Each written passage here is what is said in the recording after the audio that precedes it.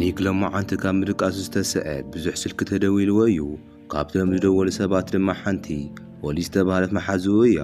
ምስ ሆሊ ቅድሚ ሕጂ ብዙሕ ተራኺቦም ዋላ ኣይፍለጡ። ክንዲ ዝኣክል ብዙሕ ግዜ ምድዋላ ግን ዝገርም ነገር እዩ። መሊሱ ኣብ ዝደወለላ ሰዓት ድማ ሆሊ ክትረኽቦ ከም ዘለዋ ትነግሮ። ኒክ ከዓ ምንም ግዜ ከየጥፍአ ናብ ገዝኣ ከይዱ እዩ ረኺብዋ። ብዘሰንብድ መልክዑ ግን ሆሊ መሕዘኒ ዝበፅሓ ነገር ሓደ ብሓደ ክትናገር ትጅምር። ቅድሚ ቁርብ መዓልቲ መንነቶም ዘይፍለጡ ሰባት ዓጊተምዋ ከም ዝነበሩን ብመድሓኒታ ደንዚዞም ብዙሕ ነገር ከም ዝገበርዋ ትነግሮ። ንዓኣቶም ንምኽሳስ ናብ ቤት ማእሰርቲ ዝተቐርበ ሓበሬታ የብላን። ኣብዚ ሕጂ ሰዓት ንሳ ዝትደልዮ ነገር እንተሃልዩ ምብቃል ጥራይ እዩ። በጃኻ ሓግዘኒ ክብቀሎም እየ ዝደሊ ኢላ ንኒክ ትልምኖ። ኒክ ከዓ ኣብ ልዕሊ ዓርኩ ከም ዝገበሩ ሰባት ንምብቃል ይውስን።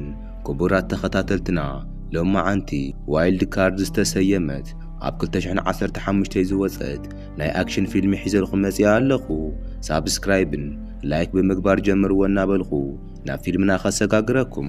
ፊልምና ዝጅምር ሆሊ ዝተባህለት ቆንጆ ጓል እናርአየና እዩ። ሆሊ ኣዝያ ጽብቕትን ብዙሓት ሰባት ዝደልይዋ ንብሕታት ዝትነብር ጓል እያ። ሎማዓንቲ ግን ኣብ በሪ ሆስፒታል ተደርብያ እያ ተረኺባ። ናብቲ በሪ መናምፂኡ ከም ዝደርበያ ምንም ዝፍለጥ ነገር ከም ዘየለ የርእየና።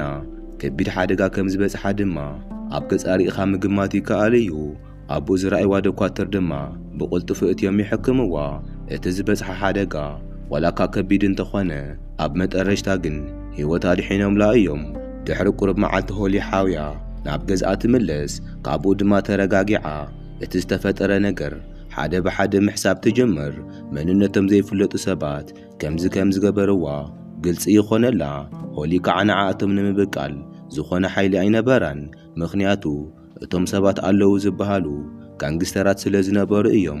ብኡ ምኽንያት ድማ ሓገዝ እናድለየት ትርከብ። ፊልምና እውን ኣብቲ ቦታ ኣብ ላስ ቬጋስ ውሽጢ ኒክ ዝበሃል ወዲ የርእየና። ኒክ ሎማዓንቲ ካብ ምድቃሱ ተሲኡ ናብ ስራሕ ቦትኡ እናኸደ የርእየና። ኣብ ናይ ቀደም ህይወቱ ኣዝዩ ህቡብ ቦዲጋርድ ከም ዝነበረ ንርዳእ። በዚ ስራሕ ድማ ብዙሓት ሰባት ተላሊ እዩ። ብኣንጻሩ ድማ ኣዝዮም ብዙሓት ጸላእቲ እውን ኣፍርዩ እዩ። ኣብዚ ሕጂ ድማ ሓይሊ ስለ ዘለዎ ማንም ሰብ ደፊሩ ኣይጽጋዑን። ብተወሳኺ ድማ ላስ ቬጋስ ክጉብንዩ ንዝመፁ ሰባት የጎብንዮም እዩ። ንህይወቶም ዝሰግኡ ህቡባትን ሰባሃፍትን ናብዛ ከተማ እንትመፁ ንሱ እዩ ዘጎብንዮም። ከምዚ እናሰርሐ ገንዘብ ዝረክብ ህይወቱ ቅልል ብዝበለና መርሐ ዝርከብ ወዲ እዩ። በቲ ናይ ቅድሚ ሕጂ ህይወቱ ምኽንያት ግን ኣዝዮም ብዙሓት ሰባት ከም ዝጸልእዎ የርእየና። ንሱ ዝደሊ ድማ ዝተወሰነ ገንዘብ ምስ ረኸበ ካብታ ከተማ ወፂኻ መኻድ እዩ። ሎማዓንቲ እውን ብንግህኡ ሓደ ሳይረስ ዝተባሃለ ወዲ መጺኡ ይረኽቦ። ሳይረስ ዝመፀ ካብ ካልእ ሃገር እዩ። ክሳብ ኣብዚ ዝመፀ ድማ ላስ ቬጋስ ክጉብኒ እዩ። በዚ ምኽንያት ናይ ውልቁ ሓላው ስለ ዝደለየ ንኒክ ይቖፅሮ። ክፍሊት እውን ኣዝዩ ሓሪፍ ስለ ዝነበረ ኒክ ምንም ከየመናተ ይሰማማዕ። ንሳይረስ ድማ ምሉእ መዓልቲ እታ ከተማ እናጎብነዮ ይውዕል። ብፅብሒቱ ካብ ምድቃሱ ዝተስአ ግን ብዙሕ ስልክ ተደዊልዎ እዩ። እታ ዝደወለትሉ ድማ ሆሊ ትበሃል። ሆሊ ማለት ኣብቲ ፊልምና መጀመርያ ኣብቲ በሪ ሆስፒታል ተደርብያ ዝተረኸበት ጓል እያ። ሆሊ ከዓ ኣብዚ ሕጂ ሰዓት ንኒክ ናብ ገዝኣ ብቕልጡፍ ንዓ ኢላ እናፀውዐቶ እያ። ኒክ ከዓ ዓርኩ ስለ ዝነበረት ኣዝዩ ኣተሓሳሲብዎ ብቕልጡፍ ናብ ገዝኣ ይኸይድ። ኣብ ዝሓለፈ ህይወቶም ኣዝዮም ዝቀራረቡን ዝፋተዩን ኣዕርኽቲ እዮም ነይሮም። ኣብዚ ሕጂ ሰዓት ግን ህይወት ኣራኺባቶም ኣይትፈልጥን። በዚ ምኽንያት ካብ ዝራኸቡን ስለ ህይወት ካብ ዝነጋገሩ ብዙሕ ግዜ ገይሮም እዮም። በዚ ምኽንያት ሆሊ እቲ ኣብ ልዕሊኣ ዝተፈጥረ ነገር ምንጋር ትጅምር። ፊልምና እውን ብተዘክሮን ድሕሪት ይመልሰና እሞ ሆሊ ምስ ኣዕርኽታ ኣብ ሓደ እንዳባር እንዳተዘናግዐት እያ። ድሕሪ ቁርብ ሰዓታት ግን ሆሊ እተን ምስኣ ዝነበራ ኣዕርኽታ ኣብ ጥቓኣ ክትረኽበን ኣይከኣለትን። ካብዚ መፂኦም ዘይተባሃሉ 3 ሰባት ድማ ይኸብዋ። ኣብ መጠረሽታ ድማ ሆሊ ብመድሓኒታ ደንዚዞም ናብ ሆቴል ከም ዘእተይዋ ትነግሮ። እቶም ሰባት እውን ሪኣቶም ከም ዘይትፈልጥን እቲ ዝተፈጥረ ነገር እውን ንኸይትዝክር ከም ዝገበርዋ ንኒክ ትነግሮ። እዚ ኩሉ ሰምዐ ኒክ ድማ ኣዝዩ ይስንብድ። እቶም ከምኡ ዝገበሩኺ ዋላ ሓደ ዲኺ ዘይትዝክሪ ንገርኒ እናበለ ይልምና። ሆሊ ድማ ካብቶም ዝነበሩ ሰባት ሓደ ዳኒ ዝበሃል ወዲ ከም ትዝክር ትነግሮ።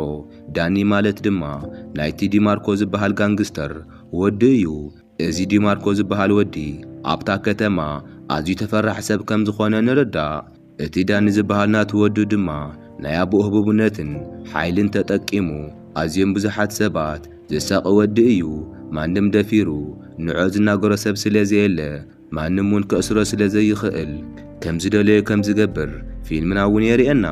ኒክ እውን ኣብ መጠረሽታ እዚ ኩሉ ምስ ሰምዐ ኣዝዩ ይስንብድ። ምክንያቱ እቲ ዳኒ ዝተባሃለ ወዲ ምርካብ ቀሊል ስለዘይኮነ እዩ።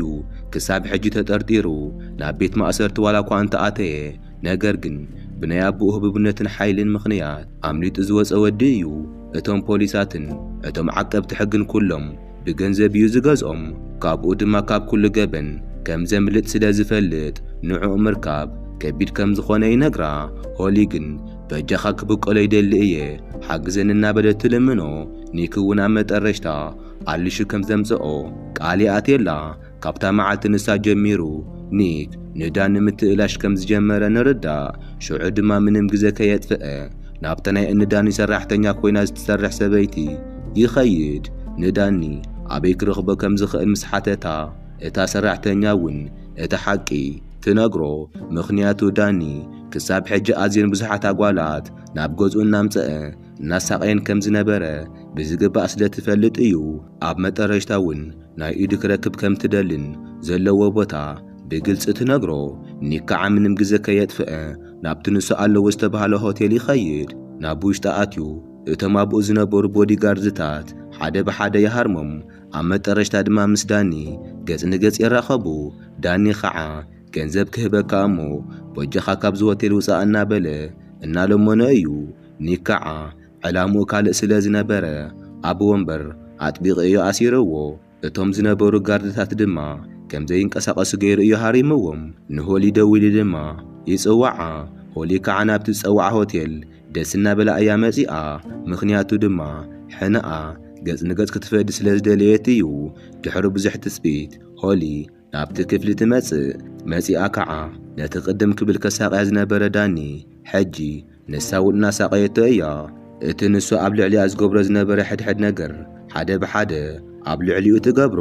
ካብዚ ንዳሓር ኣብ ካልእ ሰብ ከምዚ ክገብር እንተርእያቶ ከም ትቐትሎ እናፈራርሐቶ እያ። ዳኒ ኣብ ህይወቱ ሙሉእ ማንም ሰብ ከምዚ ገይርዋ ኣይፈልጥን። ካብዚ ምስ ወፀ ከምዚ ቀትላ ድማ የፈራርሓ። ሆሊ ከዓ ምንም ከይመሰላ ካብቲ ዝበሃል ንላዕሊ ኣዝያ እናሳቀየቶ እያ። ናይ ኢዱን ኣእጋሩን የዕፅምቲ እውን ምስባር ጀሚራ እያ። ኣብቲ ሽዑ ሰዓት ኣብቲ ገዛ ዝነበረ ገንዘብ ኩሉ ሰሪቃቶ እያ ከይዳ። በዝሒ ገንዘብ ካብ ምስራቃ ዝተልዓለ ካብታ ዓዲ ወፂኣ ዋላ እኳ እንተኸደት ኣብ ካልእ ሃገር ብዝግባእ ከናብራ ዝኽእል ገንዘብ ወሲዳ እያ። እቲ ገንዘብ ሒዛ ወፂኣ ንኒክ ካብዛ ከተማ ወፂኣ ክትኸይድ ከም እትደሊ ብግልጽ እናነገረቶ ትርከብ። ኒክ እውን ብሓቂ ካብታ ከተማ ክትኸይድ ከም ዘለዋ ምክንያቱ ድማ ዳኒ ቀትላ ከም ዝኽእል ይነግራ። ንምንታይ ሓቢርና ዘይንኸይድ ኢላ ሓሳብ እናቕረበትሉ እናሃለየት ኒክ ከዓ ካብታ ከተማ ንዝተወሰነ ግዜ ክኸይድ ከም ዘይደሊ ይነግራ። ምክንያቱ ሳይረስ ብዙሕ ገንዘብ ከም ዝኸፍሎ ስለ ዝነገረ እዩ። ንዕኡ ኣጎብንዩ ምስ ወደአ ገንዘብ ሒዙ ካብታ ከተማ ንሓደ ግዜ ንመጠረሽታን ከም ዝኸይድ ይነግራ። ሆሊ ከዓ እግራ ደጊም ናብዛ ከተማ ከም ዘይረግጽ ነጊራቶ እያ ከይዳ። ምክንያቱ ኣብታ ከተማ ኣብ ዝነበረትሉ ግዜ ካብቲ እንብሎ ንላዕሊ ስቃይ ስለ ዝረኣየት እዩ። ኣብዚ ሕጂ ናይ ዳኒ ብዙሕ ገንዘብ ስለ ዝወሰደት ካብታ ከተማ ሽዑ ለይቲ እያ ወፂኣ። ደስ ብዝብል መልክዑ ድማ እቲ ገንዘብ ምስ ኒክ ማዕረ ንማዕረ ተኻፊሎሞ እዮም። በዚ ምክንያት ድማ ሽዑ ኒክ ብዙሕ ገንዘብ ስለ ዝነበሮ ሽዑ መዓልቲ ምሸት ክዘናጋዕ እዩ። ምስቲ ሳይረስ ዝበሃል ወዲ እናተዘናጉዕን መስተ እናሰተይን ጠላዕ እናተፃወትን የምስዩ። ሽዑ ድማ ኒክ ካብ ሆሊ ዝተቐበሎ ገንዘብ ኩሉ ብጠላዕ ይብላዕ። ኒክ ዋላ እኳ ብዙሕ ገንዘብ እንተተበልዐ ምንም ግን ኣይመሰልን። ሽዑ ኒክ ዝተረኣየ ነገር ሓሪፍ ግዜ ምሕላፍ ጥራይ እዩ። ኣብ መጠረሽታ ከዓ ኒክ ኣዝዩ ስለ ዝደኸሞ ናብ ገዝኡ ከይዱ ይድቅስ። ኣብ ዝቐፅል መዓልቲ ንግሆ ካብ ምድቃሱ እንትትስእ ሓደ ዘይተፀበየ ነገር ይገጥሞ። ምክንያቱ ዳኒ ሙሉእ ብሙሉእ ሓዊዩ ንዓኣቶም ክብቀል ስለ ዝመጽእ እዩ። ኒክ ከዓ እዚ ስለ ዝተረድአ ንዳኒ ጠጠው ንምባል ሓደ ከቢድ ውሳነ ይውስን። ክቡራት ተኸታተልትና ካልኣይ ክፋል ክንሰርሓልኩም ምእንታን ኣብ ኮመንት ካልኣይ እናበልኩም ጸሓፉ።